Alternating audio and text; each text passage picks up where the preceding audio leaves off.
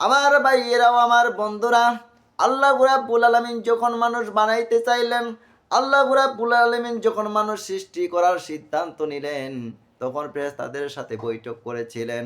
স্মরণ করো সেই সময়ের কথা, যখন আল্লাহ রাব্বুল আলামিন ফেরেশতাদেরকে বলেছিলেন, আমি পৃথিবীতে আমার প্রতিনিধি সৃষ্টি করতে চাই, আমি পৃথিবীতে মানুষ বানাতে চাই।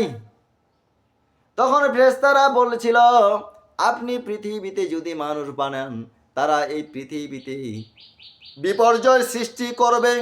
আপনি পৃথিবীতে মানুষ বানাতে চান, পৃথিবীতে এই মানুষগুলো রক্তপাত ঘটাবে।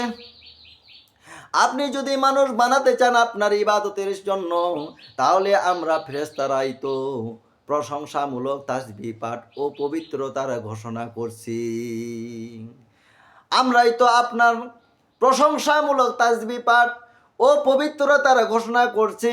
আল্লাহ রাব্বুল আলামিন বলেছিলেন, ইন্নী আলামু মা লা তা'লামুন, আমি আল্লাহ যা জানি তোমরা তা জানো না।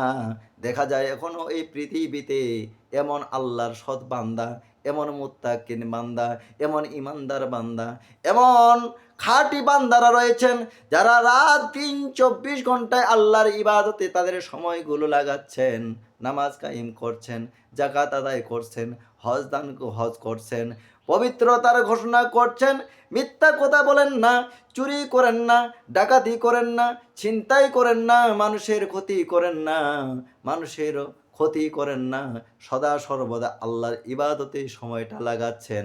এই বান্দারা শুধু একমাত্র আল্লাহ রাব্বুল আলামিন এদের জন্য মানুষকে সৃষ্টি করেছেন। এই জন্য আল্লাহ বলেছিলেন, আমি যা জানি তোমরা তা জানো না।